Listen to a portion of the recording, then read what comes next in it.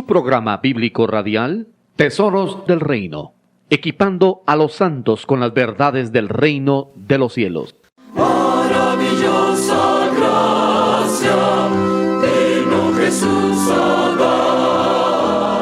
dar. Gracias por sintonizar Tesoros del Reino.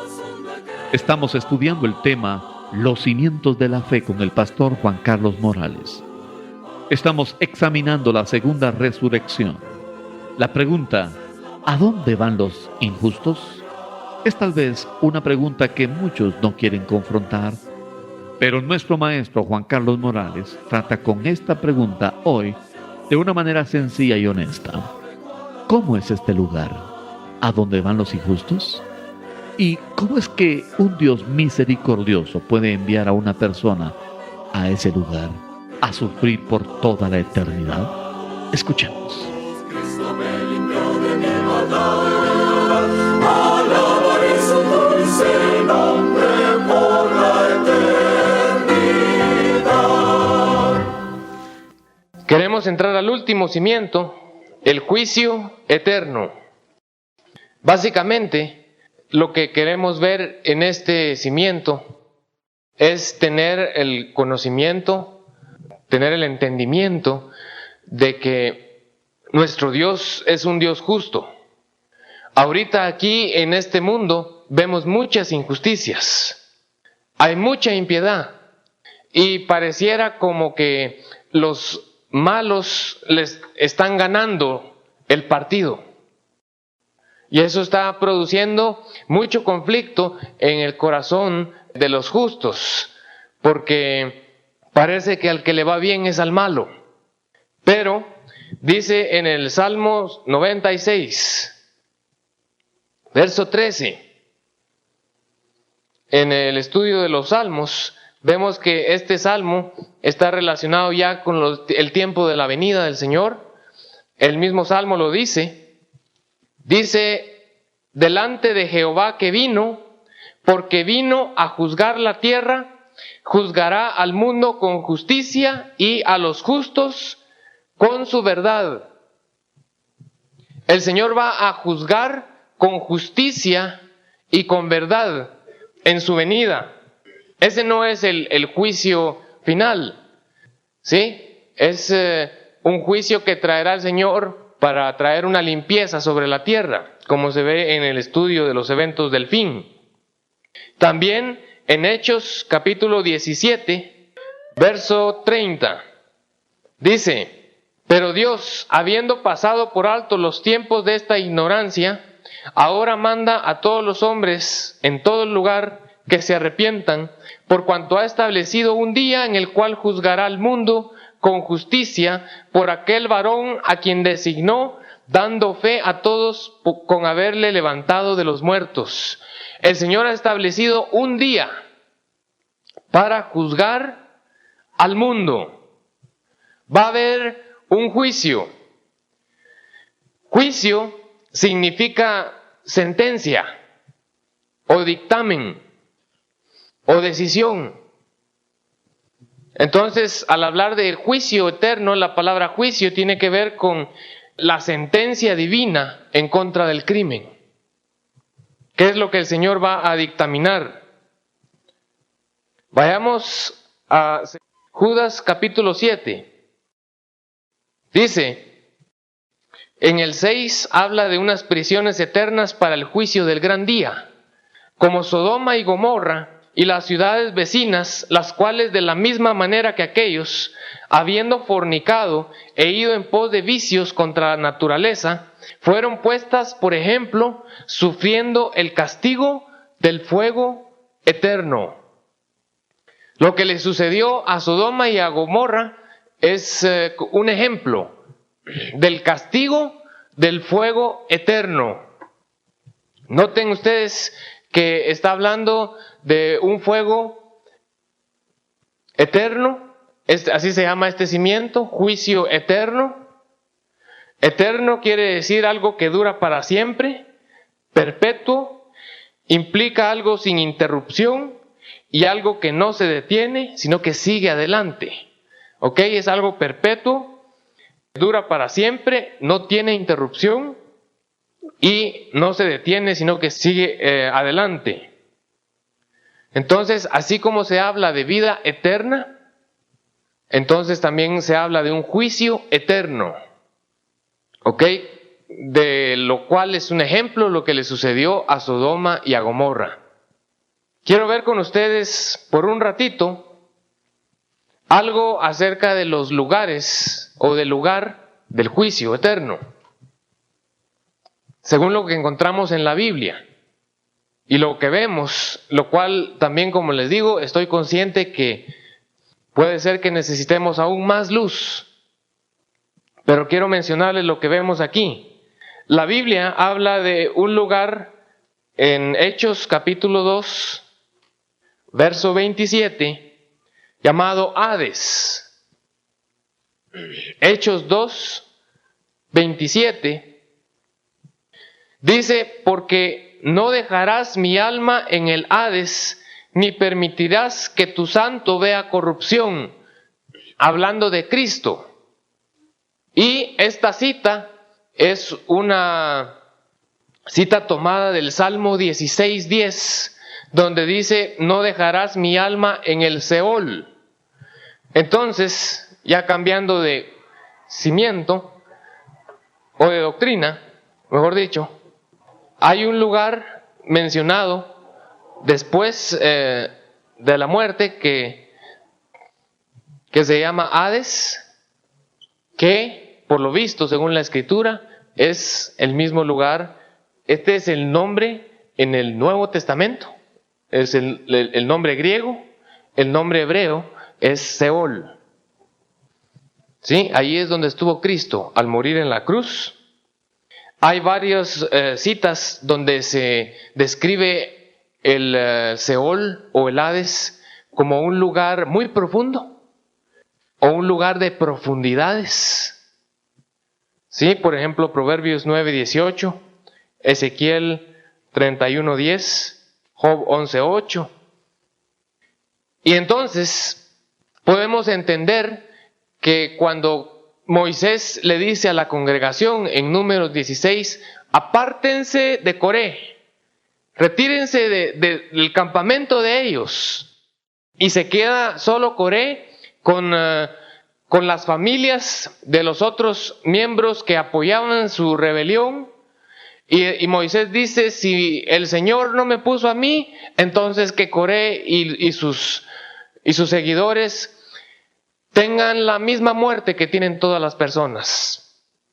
Y en eso se abre la tierra y dice que ellos descendieron vivos al Seol. ¿Ok? Es un lugar profundo. Está en el centro de la tierra. Ya sabemos que el centro de la tierra es incandescente. ¿Sí? Existe el núcleo de la tierra. Y después del núcleo están las diferentes capas. Entonces ahí fue a terminar Coré y su séquito, pero descendiendo con vida. Descendieron vivos ahí. Otro nombre del Seol en la Escritura, o del Hades, es el abismo. Y es razonable. Ya vimos que es un lugar profundo o de profundidades. El abismo, según Lucas 8:31, es el lugar donde serán enviados los demonios. ¿Se acuerdan que los demonios que estaban en el Gadareno le pidieron a Jesús: por favor, no nos envíes al abismo? Está bien, dice Jesús, vayan con los cerdos. Ese va a ser el lugar destinado para los demonios. Y es el mismo lugar, según Romanos 10:7, donde Cristo fue en su muerte, el abismo. De ahí proviene la bestia de Apocalipsis 11 y 13, según Apocalipsis 11:7. La bestia que es la cuarta bestia, que hemos entendido, según el libro de Daniel, que tiene que ver con el Islam. El espíritu de esa bestia brota del abismo. Las langostas que atormentan a los hombres por 5 meses provienen de ahí, Apocalipsis 9. Y Satanás será atado y será lanzado al abismo por 1000 años, según Apocalipsis 20, 1 al 3. Ahí en el Seol entendemos que estaba formado por dos lugares. Uno donde iban los justos, donde está el seno de Abraham. Ahí Jacob expresa: yo quisiera tener descanso ya en el Seol. No está hablando de la parte de castigo del Seol, sino del seno de Abraham, donde iban los justos, donde Lázaro fue llevado por los ángeles, ¿recuerdan? Y era consolado en el seno de Abraham. Ya vimos en el Salmo 139:8 que si subo al cielo, ahí tú estás. Si desciendo al Seol, también tú estás ahí. ¿Sí? Hay algo de la presencia del Señor en ese lugar. Ese es en el lado de los justos. En el lado de los impíos, sabemos que hay una área de tormento. Dice que el rico estaba siendo atormentado en una llama. ¿Ok? Esa palabra tormento significa tortura, dolores agudos. Y también significa potro. ¿Sí? ¿Se acuerdan del potro? La máquina que usaban para torturar a las personas, para que dijeran la verdad.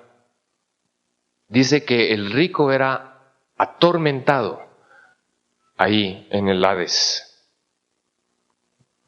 Seol también es una persona, no solo es un lugar, sino que también es una persona. Es una influencia o un ángel espiritual, o un ángel, mejor dicho, una influencia espiritual. Por ejemplo, en Job 26:6 y en Proverbios 15:11, Seol aparece junto con Abadón. ¿Ok? Abadón significa destrucción. Y según Apocalipsis 9, Abadón es el rey del abismo, el rey de los ejércitos de las langostas que devoran a los hombres que salen en ese capítulo. ¿Ok? Es el capitán que dirige a los espíritus inmundos. Y en Job y en Proverbios se ve que son compañeros, Seol y Abadón. Además, en Apocalipsis 6:8 vimos que además del ángel muerte que va montando el caballo amarillo, dice que cerca de él está Hades, porque es un ángel. También dice la Escritura que Seol nunca se sacia. Siempre dice: dame. Dame. Porque esto está en Proverbios 15:11 y Proverbios 30:15 y 16. Y la razón, hermanos, dice el salmista, David experimentó los lazos del Seol. Seol tiene lazos, cuerdas que extiende para envolver a los hombres y traerlos a su influencia. Por eso dice que cuando es disciplinado, el niño es librado del Seol. No solo es del lugar, sino que de la influencia de este ángel. ¿Ok? Hay otro lugar que menciona la Escritura. Bueno, hay dos más. ¿Qué tanto son los mismos? No estoy muy seguro. Pero uno es la Gehenna. ¿Así se dice? ¿Cómo? Gehenna. Así se escribe en español, Gehenna. Pero alguien me dijo Gehenna, no. Bueno, en hebreo creo que sí se escribe. Ok, vamos a decirlo en español, la Gehenna. O Geinom, ¿sí? Geinom. La razón de este nombre es que esta palabra quiere decir valle, y este es Inom. Es el valle de Inom. Inom quiere decir lamentación. Y era un lugar al sur de Jerusalén donde tiraban la basura, la suciedad y los animales muertos de la ciudad eran echados ahí y eran quemados. ¿Ok? Era el basurero. Y encontramos este lugar en Mateo 5. Vayamos ahí. Mateo 5, 22. Dice, pero yo os digo que cualquiera que se enoje contra su hermano será culpable de juicio, y cualquiera que diga necio a su hermano será culpable ante el concilio, y cualquiera que le diga fatuo quedará expuesto a la gehenna de fuego. ¿Ok? Al infierno de fuego. Entonces, noten esto, hermanos. En primer lugar, la gehenna era un lugar físico en la tierra de Israel, como les decía, al sur de Jerusalén, donde llevaban la basura. Era un lugar donde había una tremenda influencia demoníaca. Eso lo podemos deducir porque ahí era donde los hijos de Israel iban a quemar a sus hijos, a pasarlos por fuego para ofrecerlos a Moloc. ¿Ok? Eso pueden encontrarlo en Jeremías 7 y 32. Acaz llevó a su hijo a Geinom a ofrecer a su hijo. Manasés, el rey de Judá, también fue a ofrecer su hijo a Geinom. Entonces, seguramente era un lugar con una concentración tremenda de demonios. Pero noten algo, aquí en Mateo 5:22, Cristo dice que es la gehenna de fuego. Para que entendamos que no está hablando del lugar físico, no está hablando del sur de Jerusalén, está hablando del basurero del universo, donde hay fuego. ¿Ok? Por algunos pasajes, hermanos, esta gehenna parece ser el lago de fuego. Yo no estoy seguro, solo se los presento para ver si el Señor después da más luz. El lago de fuego aparece en Apocalipsis 19:20, donde es lanzado la bestia y el falso profeta, y donde los muertos, ¿se acuerdan que la muerte entrega a los muertos y el Hades? Y son lanzados al lago de fuego después del juicio. ¿Ok? Y la razón por la que yo creo que la gehenna es un lugar, pudiera ser el lago de fuego, es por Marcos capítulo 9. Dice en el versículo 43, si tu mano te fuere ocasión de caer, córtala. Mejor te es entrar en la vida manco que teniendo dos manos ir a la gehenna, al fuego que no puede ser apagado. ¿Ok? El fuego de ese lugar nunca será apagado. Entonces, tal vez es el mismo lugar del lago de fuego, de Apocalipsis 20. ¿Ok? Ahora, con respecto al juicio eterno, la sentencia o el dictamen del Señor que va a ser por los siglos de los siglos.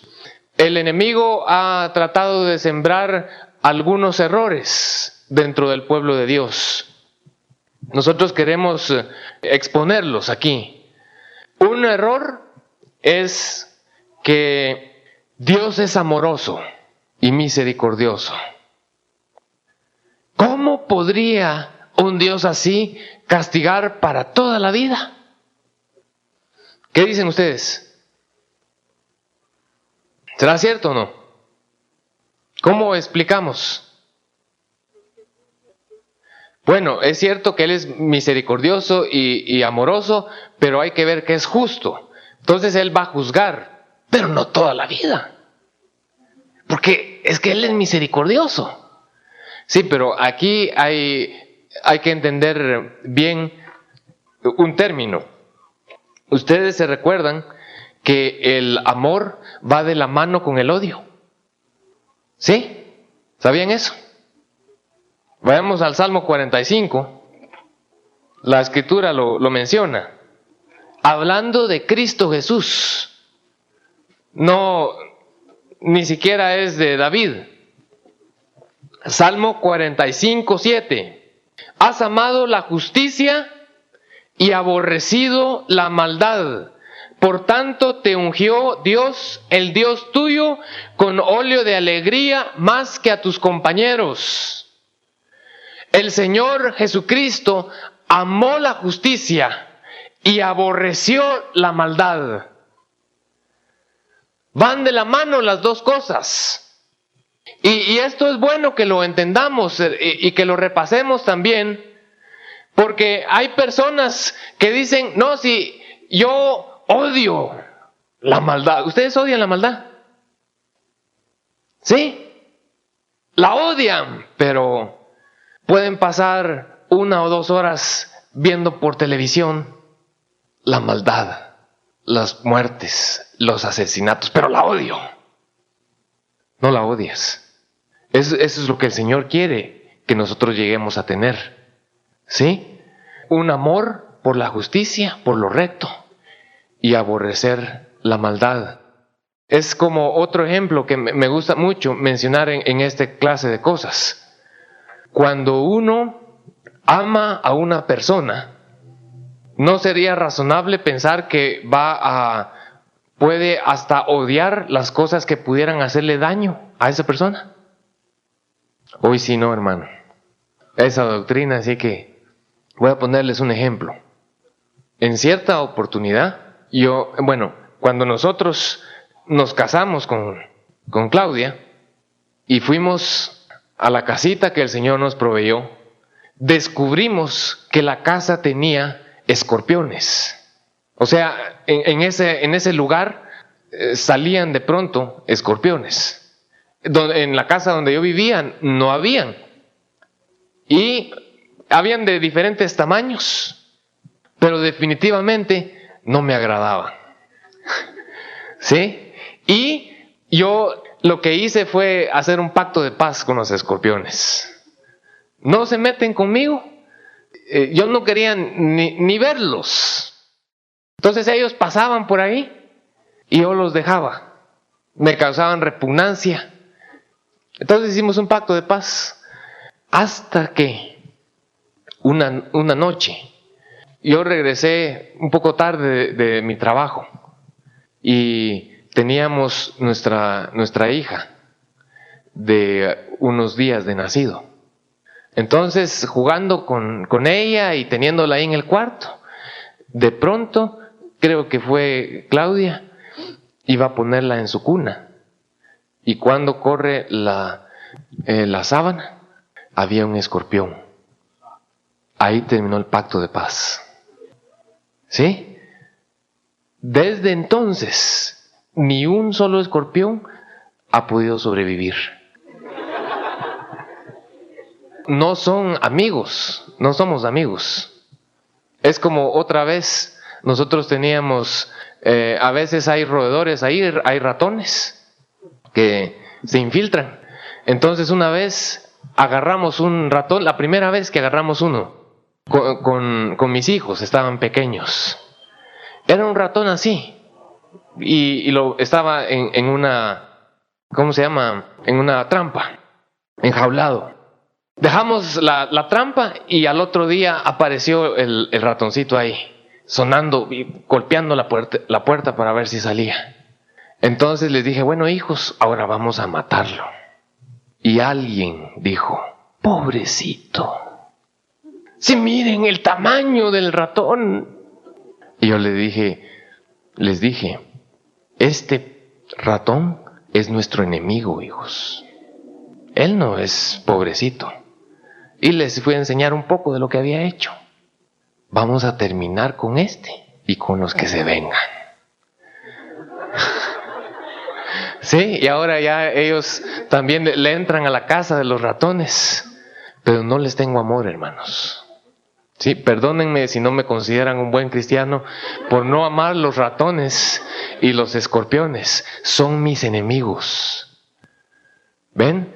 Entonces el amor perfecto va acompañado del odio perfecto. Lo que pasa es que tenemos que reconocer quiénes son enemigos, ¿sí? No estar odiando a las personas. Creo que eso es diferente. ¿Ok? Entonces, Dios sí es misericordioso, pero Él aborrece la impiedad y la iniquidad y va a juzgarla justamente. Otro error que ha sembrado el enemigo en el corazón de los hombres es que la muerte es un dejar de existir. ¿Sí? Ya vimos que la muerte no es un dejar de existir, sino que simplemente la muerte física es una separación entre la persona y su cuerpo. Nunca dejaremos de existir hasta donde entendemos. ¿Ok? Y noten esto. ¿Cuál es el gancho de este engaño? Si no hay nada después de esta vida, si no hay castigo, si no hay resurrección, comamos y bebamos, porque mañana moriremos. Disfrutemos, aprovechemos este tiempo, pasémosla bien. Al fin y al cabo, es el mismo destino para todos. Y seamos sabios para aprovechar los días aquí. Es un engaño y una mentira de Satanás.